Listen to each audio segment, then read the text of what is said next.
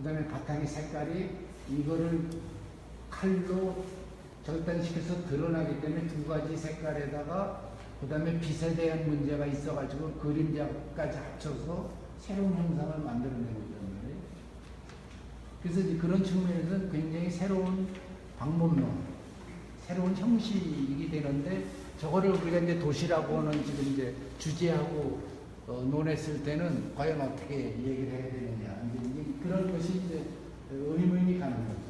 저는 추상수업을 넘어갔기 때문에 근데 그거에서 이제 정말 그 코드가 딱 읽혀지는 거는 아니었을 것 같아요. 근데 저는 그냥 그 자체로 그러니까 이게 제목은 일단 이제 아까 말씀드린 것처럼 왼쪽 제목은 패턴 도시 9 곱하기 9는 81, 오른쪽은 이제 마을 도시 이렇게 그러니까 조금 더 감성적으로 쉽게 사실은 이제 도시를 이제 커먼스라고 하는 거를 두 가지로 분류를 해서 도시의 형성 방법론을 조금 상투 접근을 했거든요.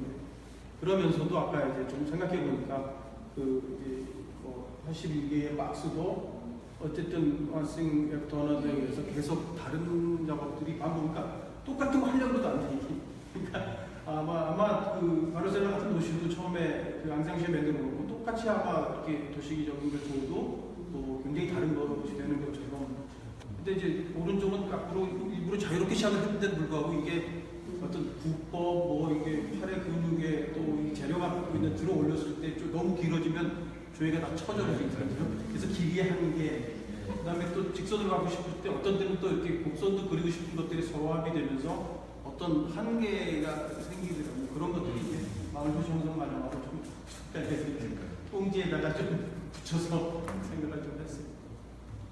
격자형 도시를 강남으로 보고 강북으로 보면 두 개를 대별화 시켰어요, 그죠? 대별 시켰는데 어차피 그런 것 같아요. 아까 urban 패턴을 얘기를 했는데 아무리 도시계획가가 정확한 건물을 짓기 위해서 뭐 지구 단위의 블록 단위를 만들었다고 하더라도 아키텍트들이 수많은 아키텍트들이 위해서 만들므로 인해서 또 다른 삶의 행태들이 그게 심어져 있는 거거든요. 저는 이제 드로잉을 이제 많이 보면서 버스 안에 사람도 스케치하고 뭐 이렇게 잡다한 걸 막 이렇게 그려셔요. 그러니까 중요한 거는 그 공간에 담아지는 인간들의 행태가 중요한데 이미 인간들이 다 다르기 때문에 그 다름을 담을 수 있는 공간도 또 다르다고 보고 아무리 이게 패턴화되어 있다고 하더라도 그 속에는 엄연히 다름이 있고 그것을 인식하는 것 자체가 좋은 아키텍트가 아닌가. 이제 아까 무슨 말씀해 주셨지만 그 드로잉이 어쨌든 이제 평면 작업인데 이게 이제 우리 건축은 또 입체를 만드는 작업이잖아요. 그래서 이제 그림자 생기고 제가 동영상 한번 찍었는데 무지하게 재밌습니다. 그래서 또 묘한 입체가 주는 우리는 평면을 통해서 입체감을 만드는 것도 원화선생 작업도 평면 작업이 굉장히 이게 블랙 화이트 선을 쓰면서 입체적으로 느껴지는 것처럼 근데 이제 결국은 평면으로 입체를 그리는 작업들을 우리가 드로잉 통해서 건축물을 만드는데 이게 재료를 잘 다루면 입체 자체를 또 평면적으로 같이 이렇게 혼용할 수 있다는 생각이 조금 들었습니다. 이제 아직 이제 시작된 게 어떻게 될지 모르겠습니다. 제가 썼는데 이제 소묘라고 개념을 저는 합니다. 그러니까 에스키스 포함해서 뭐 스케치 뭐 우리가 갖고 있는 모든 프로세스에 갖고 있는 것들을 포함하고 그림이라고 하는데 그 마음속을 그리는 거를 저는 심상소묘라고 생각을 하고요. 그다음에 이제 저는 풍경 같은 거 많이 그리니까 이제 그 대상소묘라고 생각을 합니다. 이제 대상을 그려도 결국은 마음을 그리는 것이다라는 생각이 들어서 두 가지가 이제 만나게 되는데 이제 드로잉하면서 뭐를 그리고 뭐를 표현하는 것보다 훨씬 더 구체적인 거는 내가 팔에 갖고 있는 근육이 재료랑 만나가지고 어떻게 드러나더라. 뭐 옛날식으로 약간 필력 같은 거든가 뭐 이런 거거든요. 그래서 이제 드로잉을 하면서 이제 관심이 재료를 어떻게 구체적으로 다루냐, 손과 눈과 머리를 어떻게 이제 이렇게 믹스하느냐 생각이 좀 들었고요. 그래서 이제 펜으로 그리고 붓으로 그리다가 이게 똑같은 도구적인 방법인데 그래서 이제 칼로 그려도 손의 근육과 머리에 지시하는 것과 또 어떻게 보니까 도시가 생성하는 과정에 의도된 계획에서 의도되지 않은 부분들이 계속 첨가되는 과정인 것 같은 생각이 들어서 이제 그 손으로 이제 칼로 하는 작업을 이제 얼마 안 됐습니다. 제가 조각에 관한 책을 이렇게 보다 보니까 현대 조각가들이 시간에 관한 관심을 굉장히 많이 가지면서 시간 자체를 드러내는 시간 자체를 이제 조각적인 작업 안에 집어넣는 작업을 하는데 중요한 것이 이제 시간이 이루어지는 과정을 보여주는 거라고 생각합니다. 도시의 형성도 이제 왼쪽의 그림이 이제 이렇게 나름대로 격자로 만든 계획을 놔도 건축가가 우리가 개별적인 행위 또 뭐 법적인 높이 제한 뭐 이런 것들에 의해서 건축이라고 하는 개별 행위 그다음에 건축주 아까 욕망 같은 말씀하셨지만 만들어서 블록 하나 자체가 다른 변주를 계속 만들어가는 거죠. 그걸 아까 이제 조각가들이 얘기하는 이제 뭐 키워드 중에 시간에 관련해서 이제 그 다음 칼로 오를 때에는 그 오린 칼을 다시 반응해서 또 오리고 오릴 수밖에 없는 거니까 왼쪽은 9 곱하기 9, 82.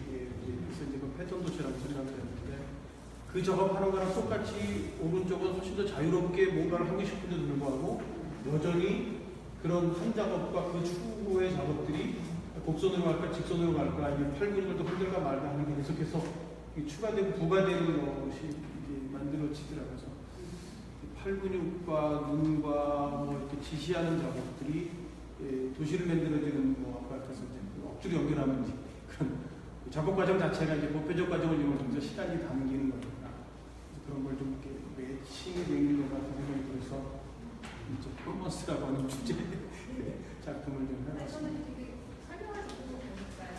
저는 그게 선생님 안에 몸에 체득된 반응에서 나오는 현상을 보고 싶으신 거잖아요. 근데 그게 가장 전통적인 게 있어요. 그러니까 내가 의도를 하지 않더라도 의도하지 않아도 내가 구성을 해내는 어떤 방식이라든가 그게 결국은 도시를 만든다는 거. 저는 그게 맞다고 봐요. 그러니까 우리가 뭐 법규가 있고 뭐 이렇게 하지만 개개인별 뭐 건축가든 뭐 그 집을 짓기 위해서 만들어진 사람들의 어떤 자기가 알고 있는 경험과 지식과 체득된 그 기술로 사실은 결국 계속 구현을 해나가잖아요. 그래서 이제 도시를 만들어가는 책임을 의원수님은 이제 건축가가 들어오면 어떻게 뭐 책임을 지고 만들까 이런 얘기를 많이 하신다는 뭐 그런 노력 개별 노력을 하더라도 사실 치대 정신 같은 게 있을 것 같아요. 제도를 만드는 사람이 있고 개별 건축을 짓는 사람이 있고 건축주의 욕망이 있고 이런 것들이 그 시대가 갖고 있는 어떤 이렇게 굉장히 어려운 통제되지 않는 그게 결국 서울이 됐을 거고 그게 각 도시가 됐을 거기 때문에 내가 할 수 있는 범위 내에서 요만큼 전부를 느끼고 구분을 느끼고 만들어가면 뭐 그 시대의 어떤 것들이 전체를 만들어주는 건 아닐까. 물론 시대가 정신적으로 이제 굉장히 이렇게 타락하면 나쁜 도시가 되기도 하고 욕망 도시가 되기도 하겠죠. 근데 어떤 규제와 욕망과 개인이 갖고 있는 능력과 사회적인 뭐 자본주의 이런 관계를 통해서 개별적인 만들어서 거대한 이런 어떤 뭐 질서 그래서 조금 저는 우선상 달고 편한 느낌으로 제 개별 작업에 몰두하는 중이고요. 이제 알게 뭔가가 시대 정신이 그걸 만들어서 지금 뭐 발전하는 나라가 돼가고 있는 건지 잘 모르지만 어쨌든 그런 나라